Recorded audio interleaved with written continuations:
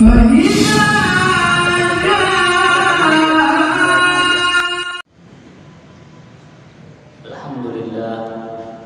wassalatu wassalamu ala rasulillah Sayyidina Muhammad bin Abdillah al-qa'imi bi huquqillah ma adafat illa wa farajahu Allah. Allahumma salli wa sallim wa barik ala hadha an-nabiy al-karim wa ala alihi al-athhar wa sahabatihi al-abrar wa tabi'in wa tabi'in tabi'in wa man tabi'ahum bi ihsan ila yaumiddin. Allahumma anta rabbi la ilaha illa anta khalaqtani wa ana 'abduka wa ana 'ala ahdika wa wa'dika mastata'tu. A'udzu bika min syarri ma sana'tu laka bi ni'matika alayya wa aqulu bi dhanbi faghfir li fa innahu la yaghfiru dhunuba illa anta amma ba'd. Alhamdulillah wa syukurillah, kita bersyukur pada Allah Subhanahu wa taala yang senantiasa memberikan kita berbagai macam nikmat. Di antaranya nikmat kesehatan, kesempatan dan kekuatan untuk melangkahkan kaki kita di dalam menyambut seruan Allah Subhanahu wa taala, menjalankan perintahnya, yaitu sholat maghrib alhamdulillah secara berjamaah. Mudah-mudahan ibadah yang kita lakukan diterima oleh Allah Subhanahu wa taala. Amin ya rabbal alamin. Salawat dan salam kita sampaikan juga kepada junjungan kita dan besar Muhammad sallallahu alaihi wasallam. Mudah-mudahan kita yang mengaku sebagai umat beliau, yang mengaku sebagai pengikut beliau, mudah-mudahan mampu menjalankan apa yang telah beliau ajarkan dan contohkan, sehingga harapan kita mudah-mudahan kelak di hari kiamat kita mendapatkan syafaat beliau. Amin ya rabbal alamin. Hadirin wal hadirat kaum muslimin dan muslimat rahimani wa rahimakumullah. Mari kita sama-sama berselawat kepada baginda Rasulullah sallallahu alaihi wasallam. Sallallahu ala Muhammad sallallahu alaihi wasallam. Sallallahu ala Muhammad sallallahu alaihi wasallam.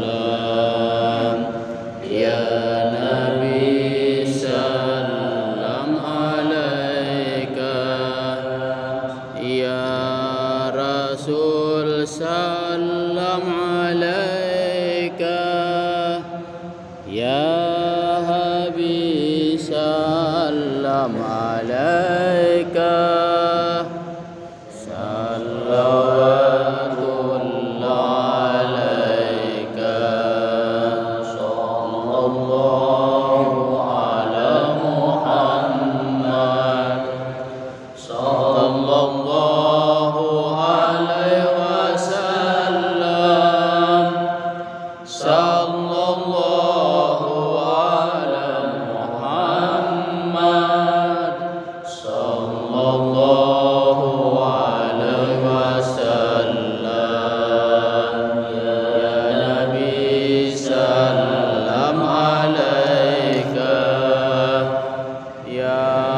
Rasul salam alaika, ya Habib salam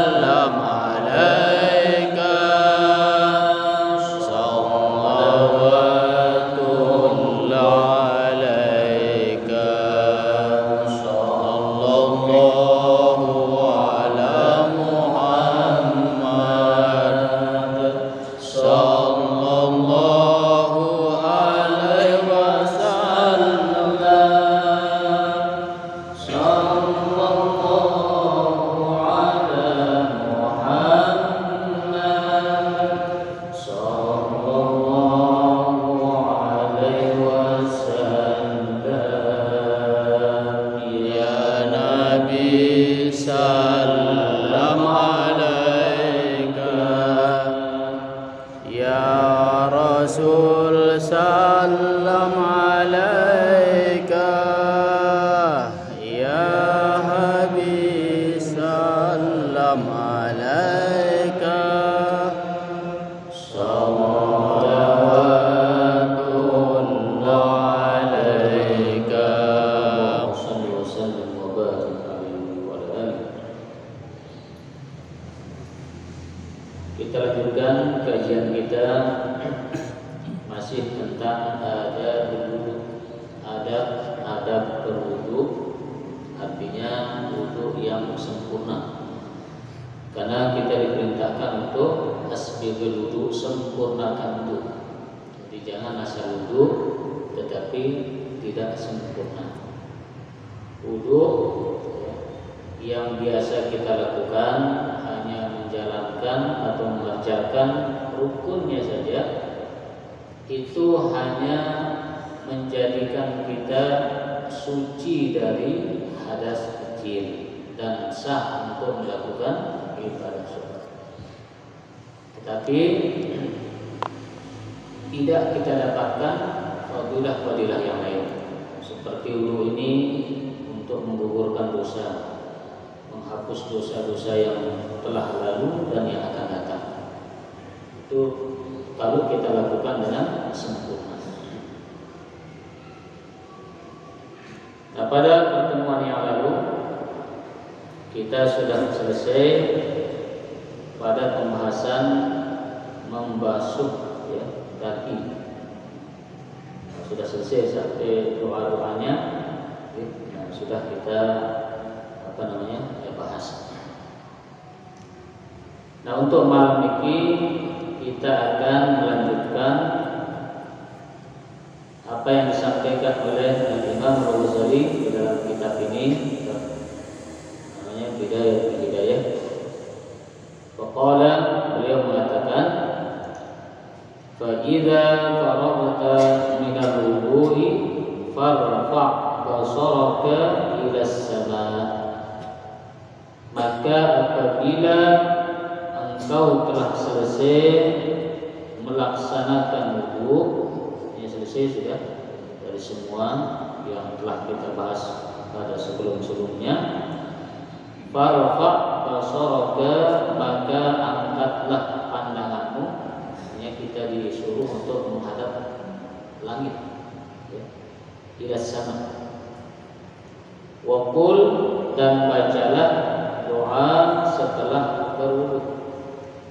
Jadi doa setelah berwudu ada yang panjang, yang sempurna, ada yang biasa kita lakukan, tetapi itu juga dianggap sudah cukup sebagai orang yang menyempurnakan wudu.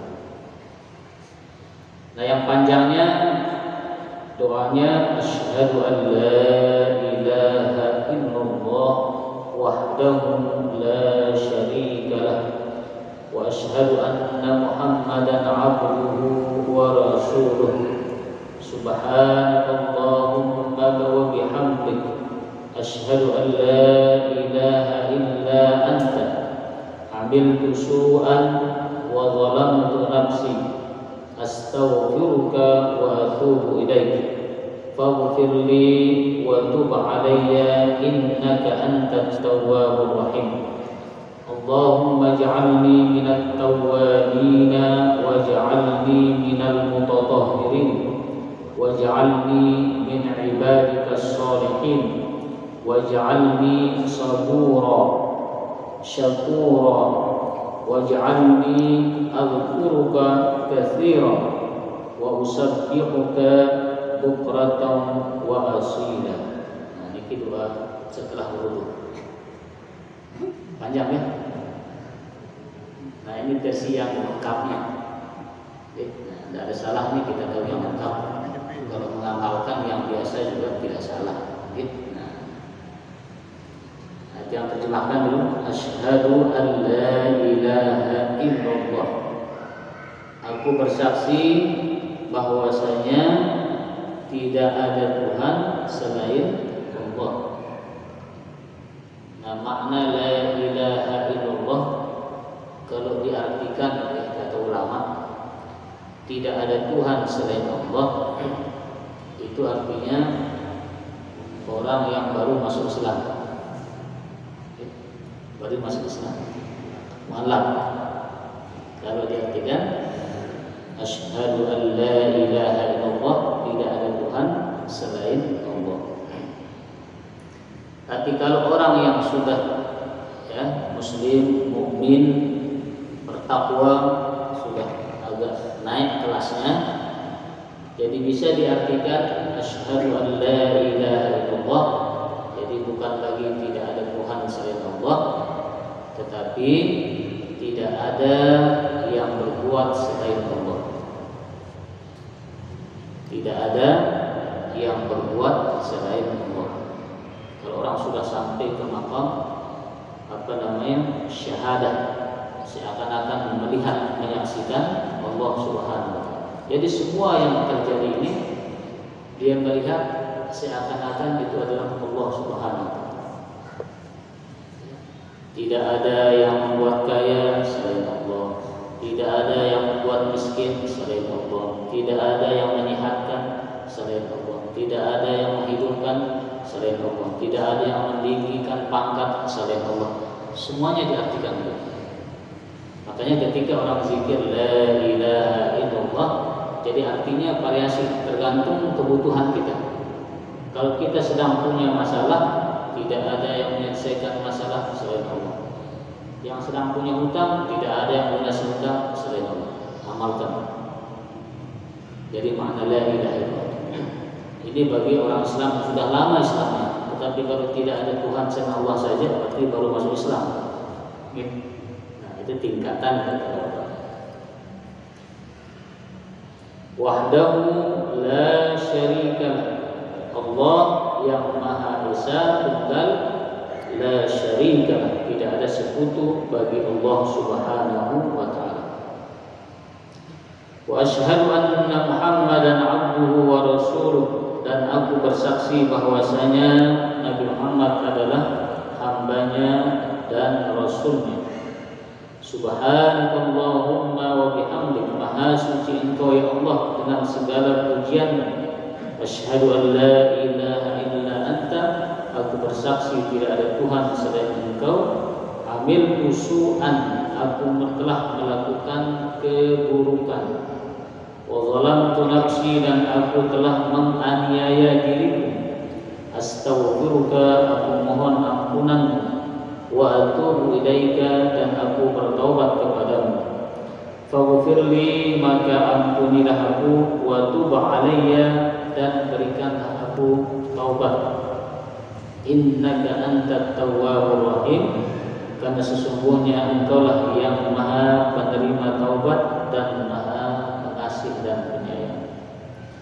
Allahumma ja'alni minat tawwabin, ya Allah jadikanlah aku termasuk golongan orang-orang yang bertaubat.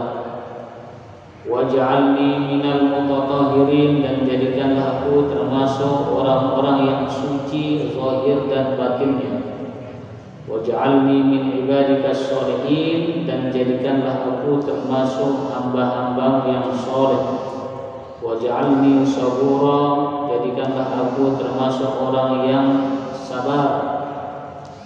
Syakura, dan orang yang pandai bersyukur.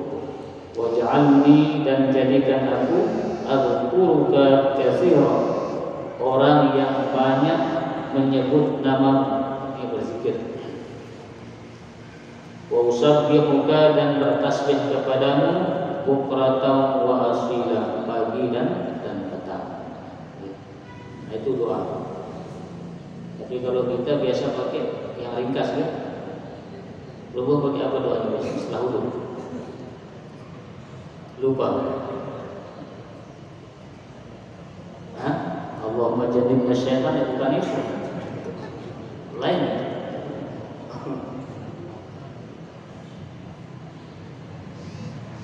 Nah, itu saja dipakai. Dan pakai tasyahud dulu. Hah? Asyhadu an la ilaha illallah wahdahu la syarika lah, wa asyhadu anna Muhammadan abduhu wa rasuluh. Wallahu minat tawwabina waj'alni minal mutatahhirin waj'alni min ibadikas sholihin. Itu yang sering kita pakai. Ya, dan itu sudah dianggap sempurna. Termasuk orang yang sempurna di dalam berwudu. Itu pakai doa itu. Faman qala hadhihi da'awat, barang siapa yang membaca doa ini fi wudu'ihi, ya, di dalam wudunya, artinya setelah berwudu, kharajat khatayahu min jami'i a'dha'ihi, maka pasti akan keluar dosa-dosanya dari seluruh anggota tubuhnya dengan membaca doa ini. Jadi akan keluar dosa-dosa kita dari seluruh, ya, dari seluruh tubuh. Bukan hanya dari anggota tubuh yang dibasuh, tetapi dari seluruh anggota tubuh kita apabila kita membaca doa ini. Besar kecil dulu, ya, kecil dulu dihabiskan. Kalau sudah habis yang kecil, baru yang besar. Karena kalau dosa besar ini dia perlu taubat khusus. Nah, tapi kalau yang seperti ini biasanya untuk dosa-dosa kecil. Dan dosa kecil ini yang paling banyak. Yang sering kita lakukan dosa kecil, ya, yang sering, yang tanpa kita sadari. Dan ini perlu kita hapus, ya. Nah, hapus. Wa khutima ala wudu'ihi, dan wudu itu distempel. Begitu selesai berwudu, baca doa ini, wudu itu distempel, artinya sudah dijadikan satu bentuk, distempel. Wa rufi'a lahu tahtal arsy, kemudian wudu ini yang sempurna ini diangkat, ditaruh di bawah arsy. Tetapi ini wudu yang sempurna, bukan asal-asal wudu. Falam yazal yusabbihullah, wudu ini selamanya dia akan bertasbih kepada Allah, wa yuqaddisuhu, dan akan mensucikan Allah Subhanahu wa taala, wa yuktabu lahu thawabu dzalikal wudu ila yaumil qiyamah, dan pahala tasbih wudu ini akan dicatat, diberikan kepada orang yang berwudu itu sampai hari kiamat. Jadi pahalanya bertasbih. Jadi wudu kita ini ternyata dia bertasbih juga. Setelah kita berwudu, baca doa yang tadi, kemudian dia diangkat. Arti diangkat itu dia mi'raj. Mi'raj itu dia naik. Ya. Ternyata amal kita ini mi'raj juga ternyata. Bukan hanya baginda Rasul yang mi'raj, tetapi amal ibadah kita ini mi'raj juga. Jadi disebutkan oleh Imam Al-Ghazali dalam kitab Ihya, beliau mengambil dari as-salatu mi'rajul mu'min, salat itu adalah mi'rajnya orang-orang beriman itu. Beliau katakan bahwa amal ibadah yang kita lakukan setiap hari ini, setiap hari akan naik dilaporkan. Setiap hari akan dilaporkan oleh malaikat al-hafazah, penjaga. Jadi setiap hari dia naik, setiap hari naik. Tetapi ya, naiknya itu ada yang dikembalikan. Jadi tidak tembus. Tidak tembus. Misalnya hari ini kita sholat, kita sedekah, ya, kita berzikir, tasbih dan lain sebagainya. Nah itu diangkat, dilaporkan harian. Ada laporan harian, ada laporan mingguan, ada laporan bulanan dan tahunan. Begitu diangkat di mi'raj sholat kita, ibadah-ibadah kita ini sampai langit pertama, di sana ada malaikat penjaga langit. Dia amal kita ini naik begitu seperti cahaya. Nah begitu diperiksa di gerbang pertama, langit pertama, dikatakan bahwa ini amal siapa ini? Oh ini amal si fulan, fulan. Amalnya si anu, si anu. Setelah diperiksa, ya sholatnya, oh belum bisa tembus, belum bisa mi'raj naik. Ditanya kenapa belum bisa? Karena orang yang beramal ini ahli ghibah, dia suka berghibah dan tidak bertobat, maka amalnya itu tidak bisa tembus. Di langit pertama saja tidak bisa tembus. Orang-orang yang suka berghibah, suka menyebut keburukan ya, saudaranya di belakang, itu ghibah. Dan ini penyakit yang sudah menyebar di kalangan kita dan perlu kita waspadai. Karena kalau kita masih tetap berghibah, jadi ibadah kita itu di langit pertama sudah tidak bisa tembus. Sehingga malaikat mengatakan rudda hadzal amal, kembalikan amal orang ini ya. Bila perlu pukulkan ke mukanya. Nah, begitu deh malaikat. Jadi enggak diterima. Karena Allah memerintahkanku untuk menjaga langit pertama, jadi tidak bisa tembus amal ibadah seseorang apabila orang tersebut termasuk ahli ghibah, suka berghibah. Jadi tidak bertobat. Nah, sehingga kita kan biasa sebelum sholat itu kita mohon pada Allah bertobat, istighfar, artinya supaya kita bersih. Nah, kenapa juga kita disuruh berwudu sebelum sholat itu? Bukan hanya membersihkan mulut dari kotoran-kotoran bekas makanan, tetapi supaya mulut ini bersih dari berghibah dan menghadap Allah bersih, dan ibadah itu langsung bisa naik terus. Nah begitu. Kemudian ada juga orang ibadahnya dilaporkan naik di mi'raj. Langit pertama dia tembus, orangnya tidak suka berghibah, dia aman, ya, tidak suka berghibah. Begitu nyampe langit kedua, ditanya ini amal siapa, amal bulan. Kemudian dikatakan amalnya tidak bisa tembus. Kenapa? Orang ini dia suka namimah, mengadu domba.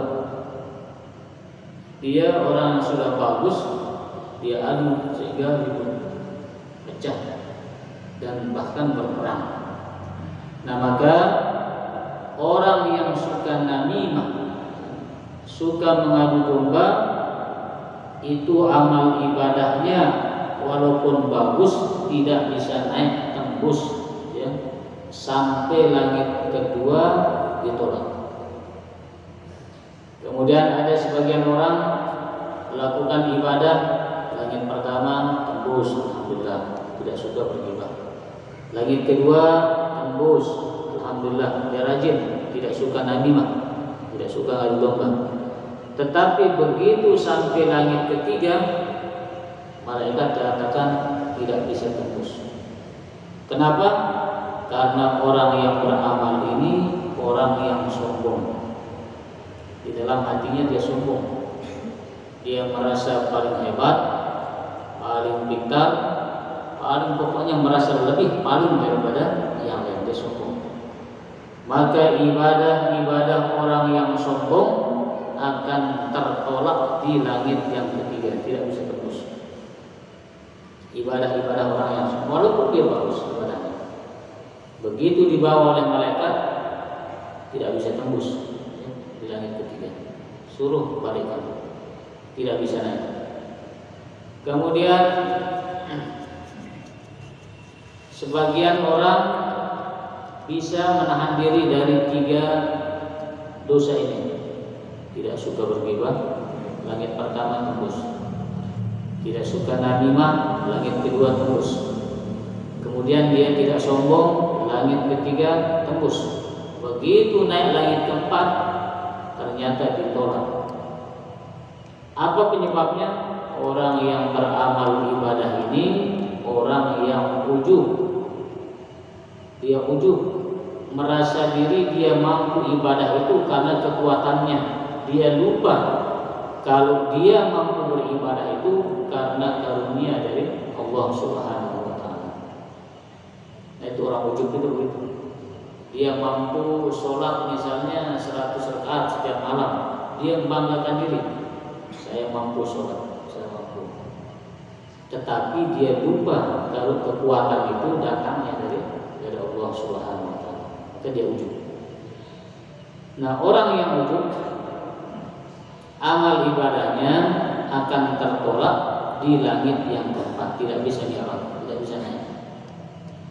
Kemudian sebagian hamba Allah beribadah, sholat dan lain sebagainya.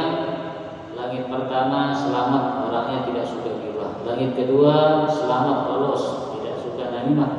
Langit ketiga tembus, tidak sombong. Langit keempat tembus, alhamdulillah, tidak ujub karena dia sadar dia lemah, bahwa yang mampu menggerakkannya adalah Allah, yang memberikan kekuatan untuk beribadah Allah. Dia tembus langit keempat, tetapi di langit yang kelima tertolak juga.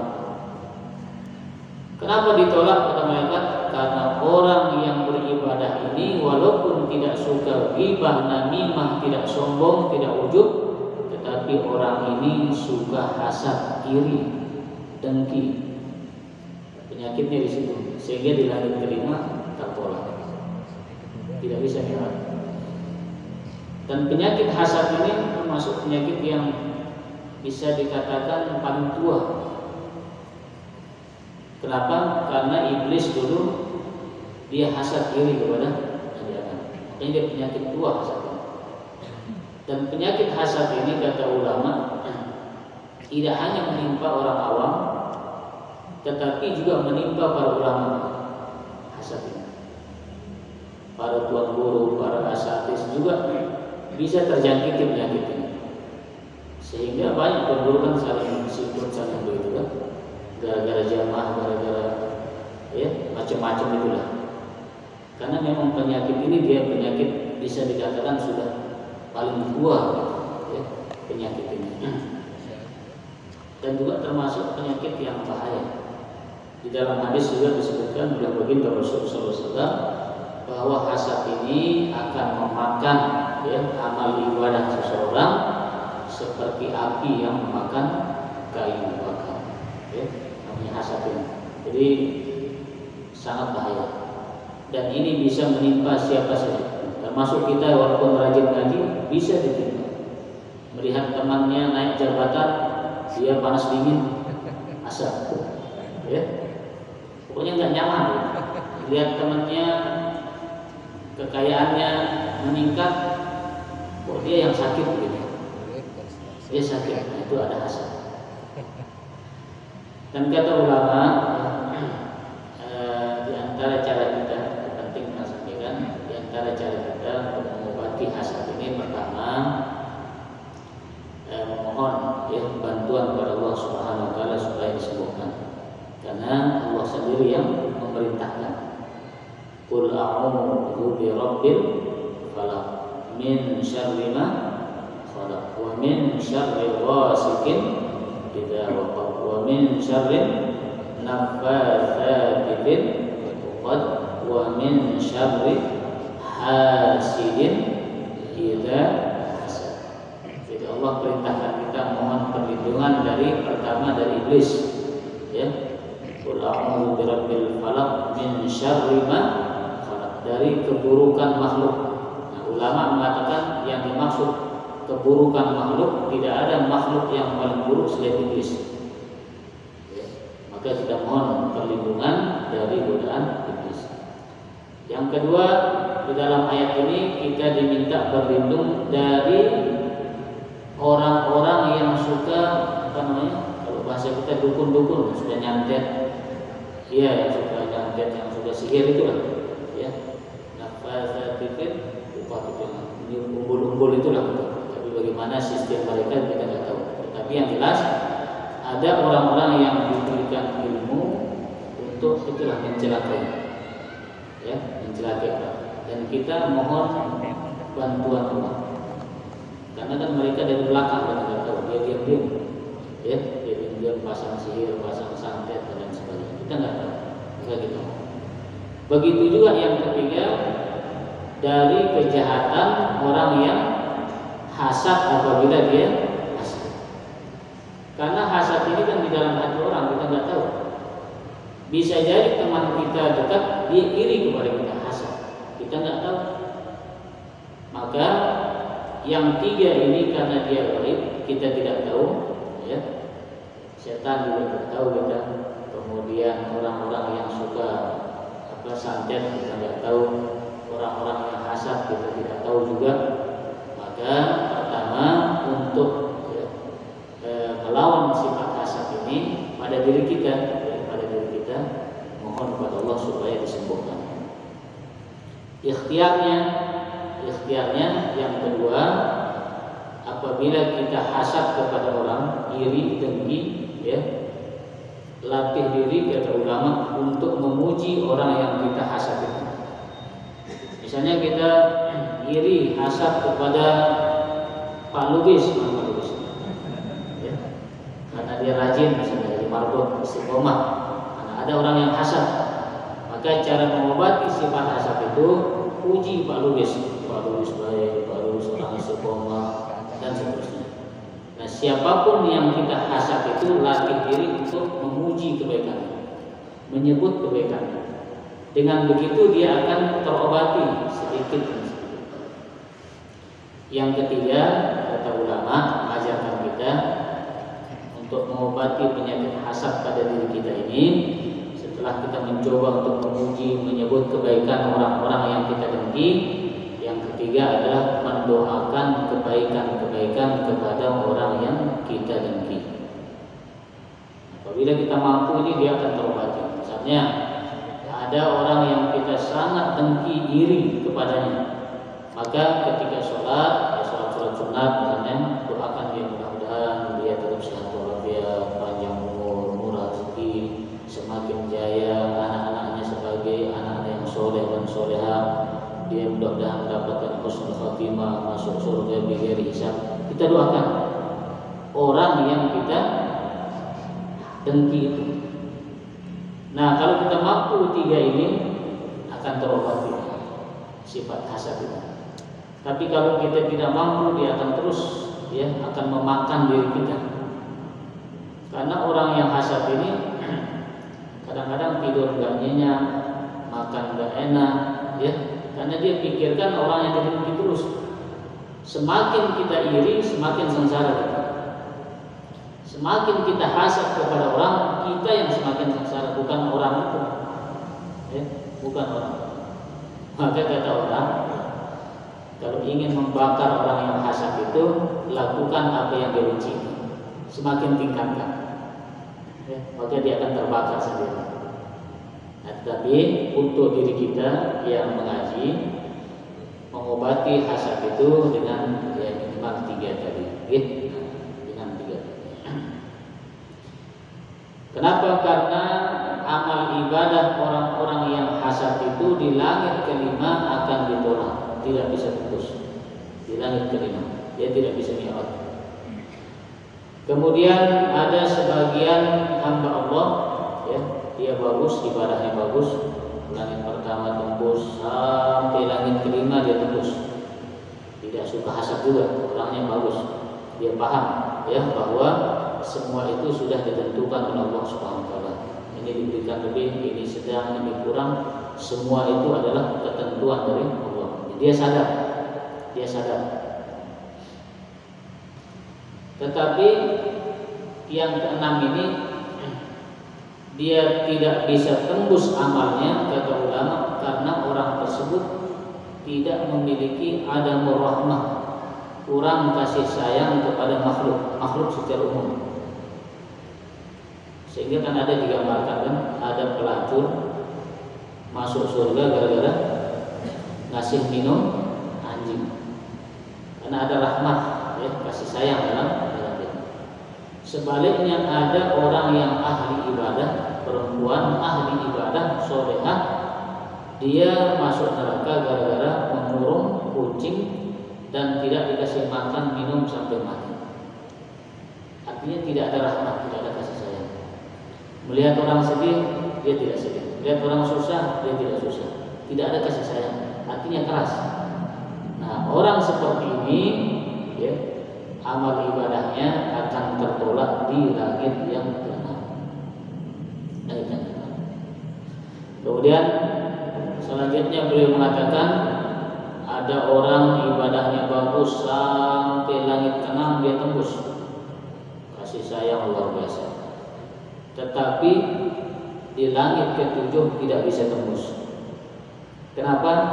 Karena ternyata orang itu baik bukan karena Allah, tetapi ada maunya, ria. Tetapi kan ada maunya, dia ria. Menyembah pacu, rajin, luar biasa, tetapi dia tidak murnikan Allah, ada maunya, ya. Mengharap pujian dari manusia, ria. Nah, orang-orang ria ini, ya, di langit ketujuh amal ibadahnya akan ditolak, tidak bisa dirawat. Nah, maka dari pelajaran ini tentu kita berusaha, ya, bagaimana amal ibadah yang kita lakukan ini, ya, setelah dia baik, bagus, yang paling penting adalah bagaimana diterima oleh Allah Subhanahu wa Ta'ala, bisa tembus. Nah, maka keutamaan doa wudu ini, ya, seperti yang disebutkan tadi, apabila kita baca doa ini, ya, doa setelah berwudu itu, maka wudu kita itu, ya, akan distempel dan akan diangkat, ditaruh di bawah arsy, dan wudu ini akan bertasbih, terus bertasbih sampai hari kiamat. Pahala tasbihnya ini akan ditulis untuk orang yang berwudu tersebut. Nah, itu keutamaan berwudu luar biasa, ya, untuk berwudu. Nah, jamaah kaum muslimin muslimat rahimani wa rahimakumullah. Jadi selesai tentang perkara berwudu yang sempurna telah kita pelajari. Namun ada 7 perkara yang kita dilarang di dalam berwudu, dan ini termasuk makruh yang harus kita hindari. Wajtanib fi wudu'ika sab'an, dan hindari di dalam berwudu'mu ada 7 perkara, jangan dilakukan. Jangan dilakukan 7 perkara ini.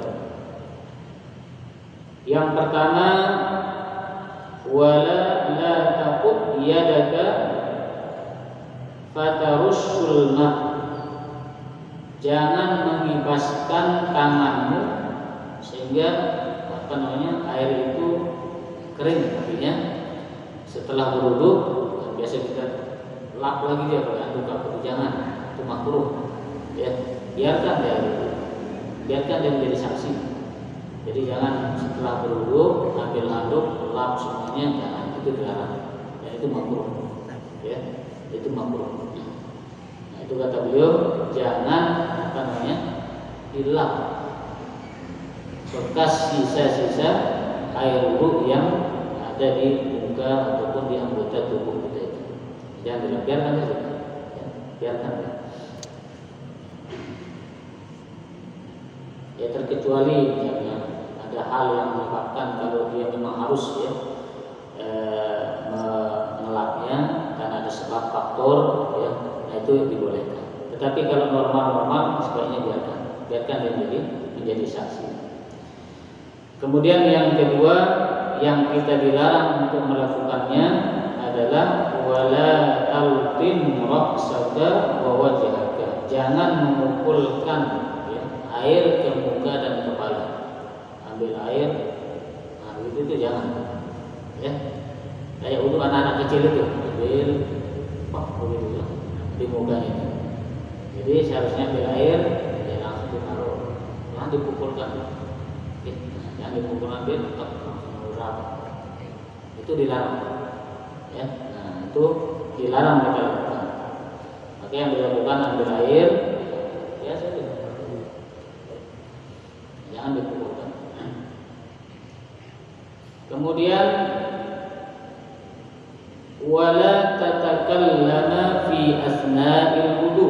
Yang ketiga, larangan di dalam berwudu itu jangan berbicara sambil berwudu. Nah, berwudu jangan sambil bicara, jangan sambil membahas yang lain. Fokus saja berwudu. Itu dilarang. Wala tatakallam fi asna'il wudu, jangan berbicara ketika sedang berwudu. Usahakan wudu yang khusyuk. jangan terganggu. Kemudian yang keempat, wala tazid fil ghusli ala 3 marrat. Jangan membasuh anggota tubuh lebih dari 3 kali basuhan. Lebih dari 3 kali basuhan. Kecuali bagi orang yang ragu, misalnya ini 2, 3, hampir 2 sudah. Ya. Obat orang yang ragu itu sebenarnya yakin gitu. Kalau ragu-ragu obatnya, ya yakin gitu. Cepat ambil keputusan. Ragu sholat ya 3, 4, 3, 4, 3, lanjutkan terus begitu. Jangan dibiarkan di 3, enggak jadi. Ya. Jadi ambil yang terkecil. Nah, insyaallah lanjutkan sedikit. Yang keempat, wala tuksiru sabbal ma, jangan memubazirkan air, ya. Gunakan secukupnya. Kemudian yang ke berapa? Yang kelima, jangan berwudu dengan menggunakan air yang dipanaskan dengan matahari. Ya, air musammas di tempat tapi di negeri yang panas seperti di Arab. Kalau tempat kita tidak apa-apa, bukan termasuk negeri yang panas. Kemudian jangan juga menggunakan tempat berwudu itu yang menggunakan tembaga, itu dilarang juga. Nah, perkara-perkara ini dimakruhkan di dalam berwudu, ya. Nah, mudah-mudahan kita mampu menjalankannya berwudu dengan sempurna dan mudah-mudahan ibadah kita diterima oleh Allah Subhanahu wa taala. Amin ya rabbal alamin. Kurang lebih mohon maaf. Assalamualaikum warahmatullahi wabarakatuh. Assalamualaikum warahmatullahi wabarakatuh.